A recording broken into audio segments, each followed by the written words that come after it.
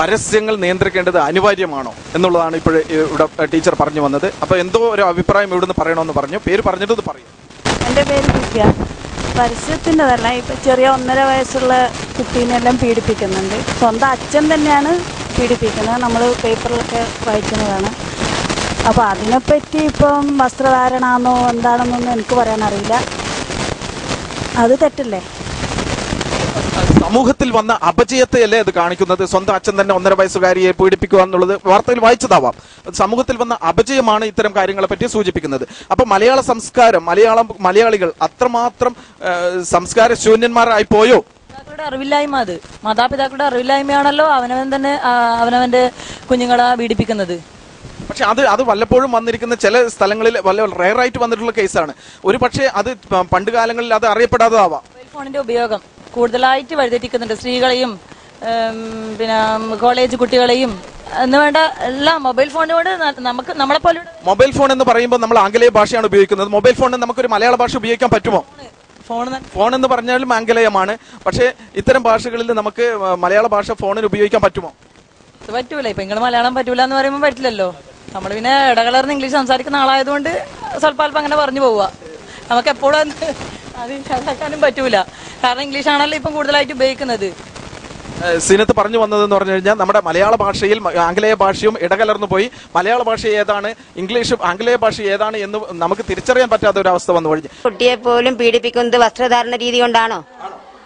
അതാണ് ഞങ്ങളുടെ ചോദ്യം. വസ്ത്രധാരണ രീതിയാണോ ഇവിടെ പ്രശ്നം എന്നുള്ളത് ഒരു സമൂഹത്തിൽ ചിലവർ പറഞ്ഞു വരുന്നു. അതാണ് നമ്മുടെ ചോദ്യം. ഞങ്ങൾ ചോദിക്കുന്നത് അത് തന്നെയാണ്. 1.5 വയസ്സുള്ളവരിൽ പോലും പീഡിപ്പിക്കപ്പെടുന്നത് വസ്ത്രധാരണ രീതി കൊണ്ടാണോ? പിന്നെ നമ്മുടെ രാജ്യത്തെ ശിക്ഷാ രീതികളാണ്. നല്ല ശിക്ഷ കിട്ടുമെന്നുള്ള പേടിയുണ്ടെങ്കിൽ ഇതിനൊന്നും തുനിയില്ലെന്നാണ്. മറ്റു രാജ്യങ്ങളിലൊക്കെ നല്ല ശിക്ഷ ഉണ്ടാകുമ്പോൾ തെറ്റ് ചെയ്യുന്നവർക്ക് ശരിയായ രീതിയിലുള്ള ശിക്ഷ കിട്ടുന്നില്ല എന്നുള്ളതാണ് പറഞ്ഞു വരുന്നത്.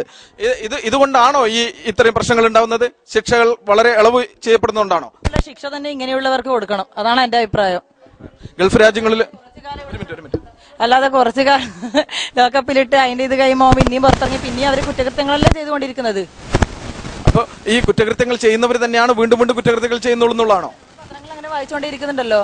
അല്ല, പിന്നെ കൊടുക്കുമ്പോ നല്ല ശിക്ഷ കൊടുക്കുമ്പോ നല്ല വധശിക്ഷ തന്നെ കൊടുക്കണം. അതിപ്പോ അല്ലാതെ ഇങ്ങനെ കുറച്ച് കാലം ഇങ്ങനെ ഉള്ളിലിട്ട് പിന്നെ പുറത്തിറങ്ങി അവർ പിന്നെയും കുറ്റകൃത്യങ്ങൾ തന്നെ ചെയ്തുകൊണ്ടിരിക്കുന്നത്. എല്ലാ കുറ്റകൃത്യങ്ങളും ചെയ്യുന്നവർക്ക് വധശിക്ഷ തന്നെ കൊടുക്കാൻ പറ്റുമോ? ഇവിടെ നമ്മൾക്കൊരു നിയമവ്യവസ്ഥിതിയുണ്ട്, ഇവരുടെ ഒരു ഭരണഘടനയുണ്ട്. നിയമത്തിന് അനുശാസിക്കുന്ന രീതിയിലുള്ള ശിക്ഷകൾ മാത്രമേ കൊടുക്കാൻ പറ്റുള്ളൂ. കൊടുക്കുമ്പോഴേ പിന്നെ ആവർത്തിക്കാതിരിക്കും.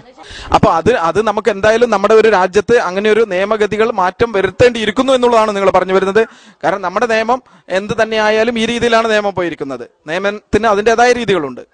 അവിടെ ഇപ്പൊ ഞങ്ങൾ ഒരാൾ വിചാരിച്ചതുകൊണ്ട് നിയമങ്ങൾക്ക് മാറ്റം വരാൻ പോകുന്നില്ല എന്ന് പറയാൻ ഒന്നും പറയാനില്ല. ഇത് രക്ഷിതാവ് തന്നെയാണ് കുട്ടികളെ പറ്റിയിട്ട് എല്ലാം നല്ല കാര്യങ്ങൾ പറഞ്ഞു കൊടുക്കേണ്ടത്. അല്ലാതെ ഇപ്പം നമ്മൾ എല്ലാടെയും പോയിട്ട് നമുക്കിപ്പം നിങ്ങളെ കുട്ടി ഇങ്ങനാന്ന് പറയാൻ പറ്റൂലല്ലോ. രക്ഷിതാവും കുട്ടികളെ പറ്റിയിട്ട് ശ്രദ്ധിക്കുക. എനിക്ക് അത്രേ പറയാനുള്ളൂ. നിങ്ങളിപ്പോ എല്ലാ രക്ഷിതാവും കുട്ടികളെ പറ്റി സംരക്ഷിക്കപ്പെടാൻ ഇന്നത്തെ അണുകുടുംബത്തിൽ അത് പറ്റുന്നുണ്ടോ? എത്രമാത്രം അവർക്ക് കുട്ടികളെ ശ്രദ്ധിക്കാൻ പറ്റുന്നുണ്ട്? കാരണം നേരത്തെ ആണെങ്കിൽ കുറെ ആൾക്കാർ വീട്ടിലുണ്ടായിരുന്നു, എല്ലാ ബന്ധുക്കളും ഉണ്ടായിരുന്നു, അവർക്കൊക്കെ കുട്ടികളെ ശ്രദ്ധിക്കാൻ പറ്റും. ഇന്ന് അണുകുടുംബങ്ങളിൽ ഭാര്യയും ഭർത്താവും ജോലിക്ക് പോകുന്നു. കുട്ടികൾ വന്നു കഴിഞ്ഞാൽ കുട്ടികൾ ഒറ്റക്ക് വീട്ടിലിരിക്കുന്നു. അവർ വരുമ്പോഴേക്കും ഒരു സമയമാവുന്നു.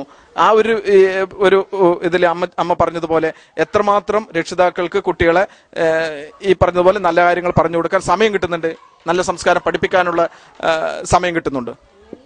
ടൈം ഇന്നല്ലേ ഇതിന് നല്ല സമയം ഉണ്ടാവുക. ചെറിയ കുടുംബമായതുകൊണ്ട് കൂടുതൽ സമയം കിട്ടുമെന്നാണ് പറയുന്നത്. ടീച്ചേഴ്സിന് എന്താ പറയുന്നത്? സമയം കുറവാണ് കിട്ടുക.